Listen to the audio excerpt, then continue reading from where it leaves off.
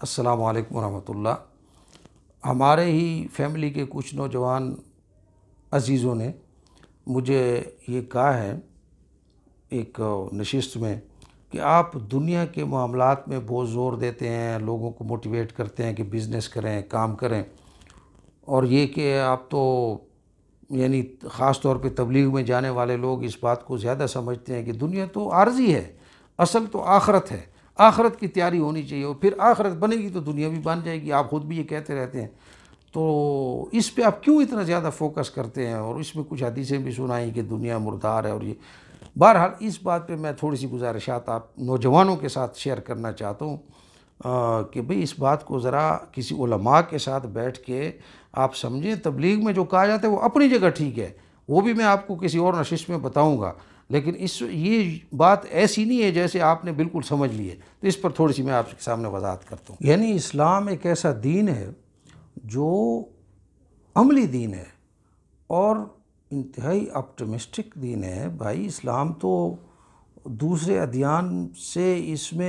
اس کی جو انفرادیت ہے وہ ہے یہی کہ یہ اپنے ماننے والوں کو عمل پہ کھڑا کرتا ہے، بلکہ مسلمان کی جو ہے وہ مقصد ہی مسلمان کے یہاں پر آنے کا، دنیا میں آنے کا یہ کہ یہ کائنات کی تسخیر کرے گا دوسرے انسانوں کی بھلائی کے لیے۔ اب مجھے بڑا عجیب سا محسوس ہوتا ہے، بلکہ بعض اوقات افسوس ہوتا ہے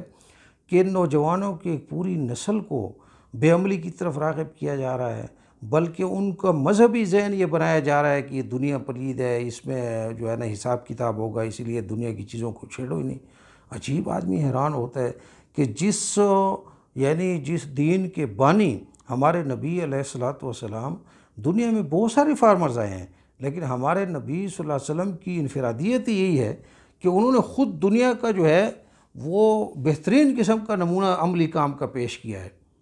یعنی ہمیں یہ تو پتہ نہیں ہے کہ غار حرا میں وہ کیا کرتے تھے، لیکن ہمیں یہ ضرور پتہ ہے کہ جب وہ پہلی دفعہ تجارت کے لیے شام میں گئے، ان ایکسپیرینس تھے، پہلی دفعہ جا رہے تھے، ان کے ساتھ پرانے تجربہ کار تاجر تھے، لیکن یہ تو حضرت کی انوویشن تھی نا کہ وہ جو دوسروں سے زیادہ کما کے لائے، جس کی بنیاد پر حضرت خدیجہ نے ان کی دیانتداری اور منافع کو دیکھ کر پروپوزل دی تھی۔ یعنی دوسرے جو پرانے تاجر تھے وہ کھجوریں بیچتے تھے،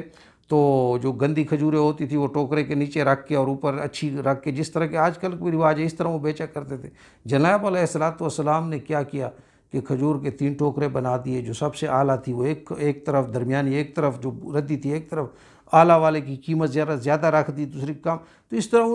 تو مقصد کہنے کا یہ ہے کہ جس نبی نے پریکٹیکلی کر کے دکھایا،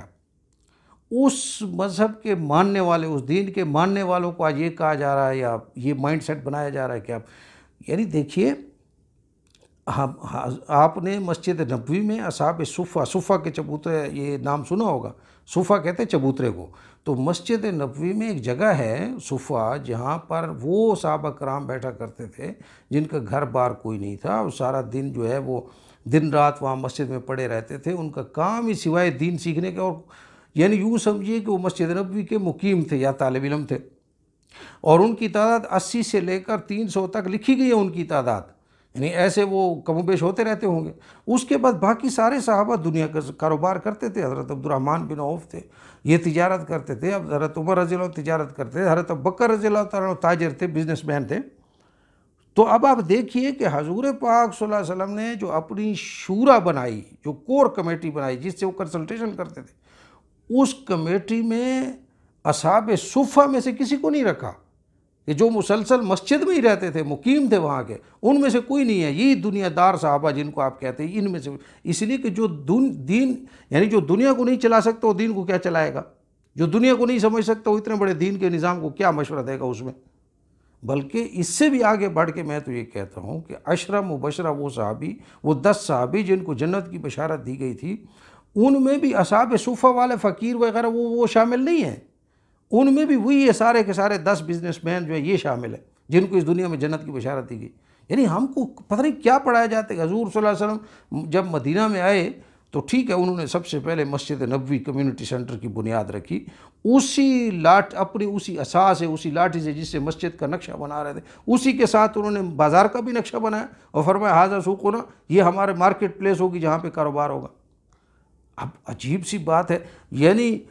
بے عملی کا درس دینے والا. دیکھیے ایک حدیث شریف جو مجھے بڑی کم از کم موٹیویٹ کرتی ہے. حضرت ابو ہریرہ رضی اللہ تعالیٰ عنہ فرماتے ہیں کہ حضور پاک صلی اللہ علیہ وسلم نے مجھے فرمایا، اے ابو ہریرہ، اگر تیری ہتھیلی پر کوئی درخت کا بیج ہو اور تجھے کسی یقینی ذریعے سے پتہ چل جائے کہ کل قیامت برپا ہونے والی ہے، قیامت برپا میں یونیورس ختم ہو جائے گی،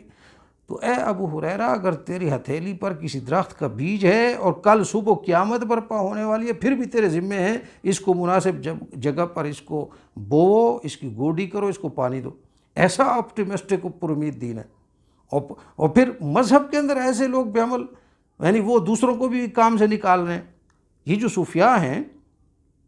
حالانکہ صوفیاء کے سرخیل جو ان کے مطلب ہے پیشوا ہیں، جن کو یہ حضرت ابن عربی رحمۃ اللہ علیہ، جن کو یہ لوگ کہتے ہیں کہ شیخ اکبر کہتے ہیں، ان کے مقولات میں سے ان کا قول ہے کہ اگر کسی بندے کی ذاتی زمین ہے اور اپنی ذاتی زمین پر وہ بھرپور محنت کر کے مثلا سالانہ 1000 بوری گندم کی حاصل کرتا ہے،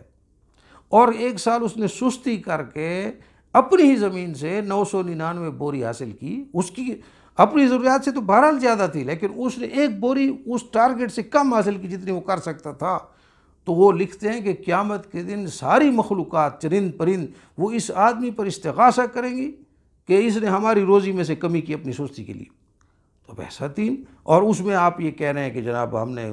آپ کے تو ذمہ تھا کہ کاروبار، بلکہ جو ہے یعنی آپ یہ دیکھیے کہ صحابہ کرام میں سب سے پہلے جو تھوڑا بہت اختلاف وہ تو اسی بات پر ہوا تھا. یعنی حضرت عمر رضی اللہ عنہ کے دور میں جب آپ کا 20-22 لاکھ مربع میل پہ وہ پہنچ گئی سلطنت، تو حضرت عمر رضی اللہ عنہ سے پہلے جو ہوتا تھا وہ جہاد میں جاتے تھے فوجی، تو 5واں حصہ وہ نکال کے غنیمت کا باقی ان میں بانٹ لیتے تھے. اب جب عملہ زیادہ ہو گیا، بیوروکریسی زیادہ ہو گئی، دفاتر ہو گئے، لوگوں کی تنخواہیں دینی تھی، اور اگر سارے کا سارا جہاد والے لے جاتے تو کوپ اپ نہیں ہو سکتا تھا، تو حضرت عمر رضی اللہ تعالیٰ عنہ نے پہلی دفعہ اینول سیلری کا نظام نافذ کیا کہ بھئی یہ پورا بیت المال میں آئے گا، پھر یہاں سے ہم سیلریز دیں گے، اس حساب سے چلے گا. اسی پر حضرت ابو ذر رضی اللہ تعالیٰ عنہ نے پہلے یہ اختلاف کیا تھا کہ جو چیز حضور صلی اللہ علیہ وسلم کے زمانے میں نہیں تھی تو یہ نئی چیز کیوں شروع کر رہے ہیں. مقصد ہے کہ بڑا مسلمان تو ہر بات کو سوچتے تھے، آگے چلاتے تھے، اور پھر یہ دنیا میں بزنس کرنا، کاروبار کرنا، اس کو آگے چلانا، یہ تو مسلمان کا کام تھا. اب اس کو آپ نے وہ یعنی پتہ نہیں کون سی چیز کو کس نے کیا بنا دیا کہ بھی آپ لوگ نے. تو اسی لیے یہ جو ہے نا نوجوانوں کو چاہیے پہلے پوری طرح بات کو سمجھیں، اور پھر اس کے بعد جو ہے نا مطلب ایک یکرخا ہو کے پڑھنا اور سست بیٹھ جانا، ویسے بھی سستی کا علاج تو سوائے چستی کے اور کوئی نہیں ہے. تو اسی لیے اپنے یعنی مسلمان کے ذمہ ہے نہ صرف خود اپنی روزی کا بلکہ دوسروں کی روزی کا بھی یہ بندوبست کرے گا. تو اس کے لیے آپ مہربانی فرمائیں، جتنے بھی نوجوان خاص طور پر ہیں وہ اپنے لیے زیادہ سے زیادہ، یہ تبلیغ والے ایک بات کہتے ہیں کہ جو آدمی بھی دین کی فکر ایک گھڑی کے لیے کرے گا، جس کو یہ لوگ کہتے ہیں کہ بھئی وہ 60-70 منٹ کی یا جو بھی ہے یا 20 منٹ کے ایک گھڑی کی جو فکر کرے گا اس کو پتہ نہیں کتنے سال کی عبادت سے زیادہ ثواب ہے. تو یہ تو مولانا تھانوی صاحب نے کہیں لکھا ہے کہ جو آدمی اپنے اہل و عیال کے رزق کے حلال، ان کے لیے رزق کے حلال کے ذرائع بڑھانے کی فکر کرے گا، اس پر اس کو 70 سال کی عبادت سے زیادہ ثواب ہے. دین کے لیے سوچنا تو شاید اس سے بھی زیادہ ثواب ہو. تو مطلب ہے کم عملی نہیں ہونی چاہیے، نا امیدی نہیں ہونی چاہیے، آگے بڑھنا چاہیے.